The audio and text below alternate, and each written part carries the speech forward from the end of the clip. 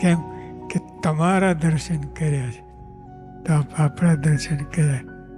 આ દેવ આપે શ્રીજી મહારાજ સ્વામી મહારાજ સ્વામી ગુણાતીત ગુરુઓ માટે આ દેહ ધર્યો છે. બીજું તો જે હોય પણ આપણો દેહ આના માટે જ છે. તો તરી ગયા છે આપણે.